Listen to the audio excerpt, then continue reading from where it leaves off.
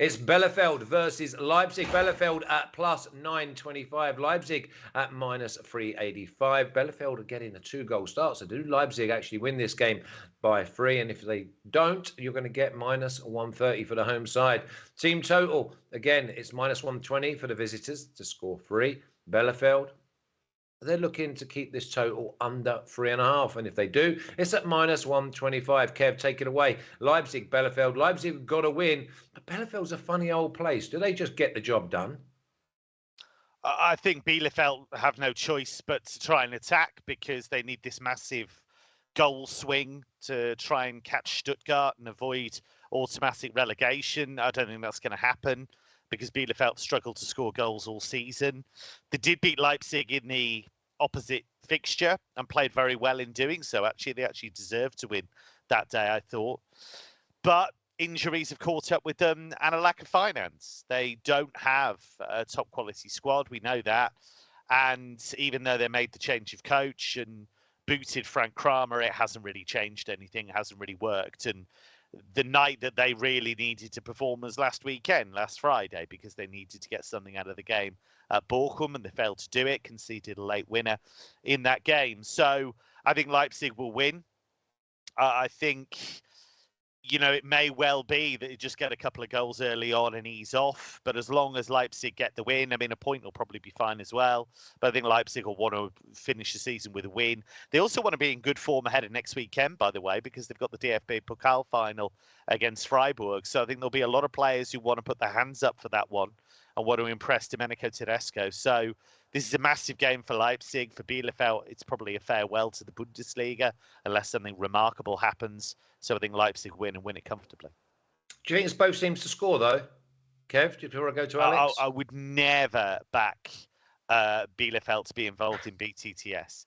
No, really? No. They're one of the worst. They're one of the worst attacking teams I've ever seen in the Bundesliga. I know, but we're only getting plus 105 for them to keep a clean sheet, or we're getting minus 135 for them just to score. Yeah, I just think with goals bets with Bielefeld, you're always in danger, because it's not even their fault. They just don't have creativity in that side. They've got Patrick Wimmer, who's leaving the club to go to Wolfsburg in the summer. He's a bit of a maverick. He's got, I think, 3 goals and 6 assists in the league this season. But apart from him, you're really struggling to find. They're not even a good set-piece team. What you tend to find is that teams who struggle at the bottom of the league are really good on set plays. Bielefeld aren't at all. They got one last week, and they got one the week before. But before then, they'd only got about 3 goals from set plays. So, no, in terms of goals bets, I wouldn't go anywhere near Bielefeld. Okay, Leipzig are minus 120 to score 3 goals. Alex, is this a half-time, full-time jobby for the visitors?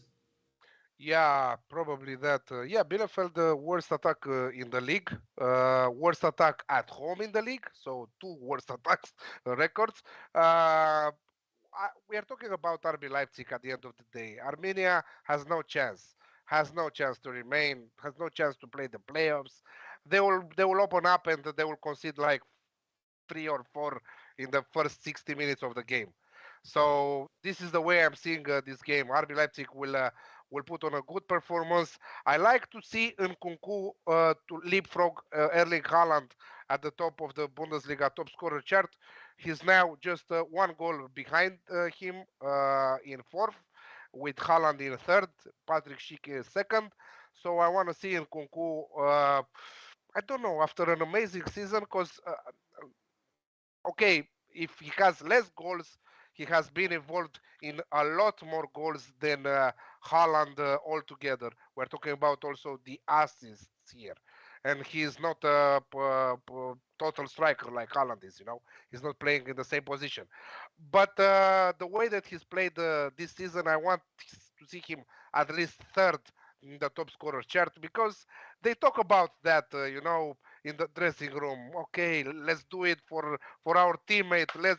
You're better than the other guy, so let's do that. So I think that Arminia Bielefeld is the perfect match for RB Leipzig to put on a great performance and score goals for fun.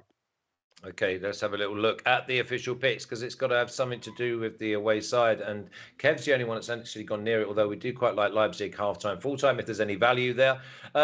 and Nkunku to score at minus 110. Remember, that was like plus 175, 180 during the season. Now you're going to go odds on away from home.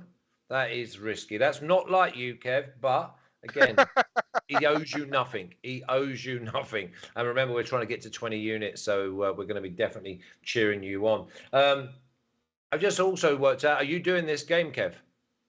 No, I'm on Dortmund Hertha on Saturday, so that's going to be a really exciting game for several reasons, actually. Yeah, it is, but we'll get to that in a while. Okay, so that's Nkunku to score at minus 110. That's score any time, and if he doesn't play, what happens if he gets on in the 85th minute or something? Do you lose or anything, Kev? No. So the way I always recommend my score tips is you check the team news, and if they're not in the starting 11, then you don't make the bet.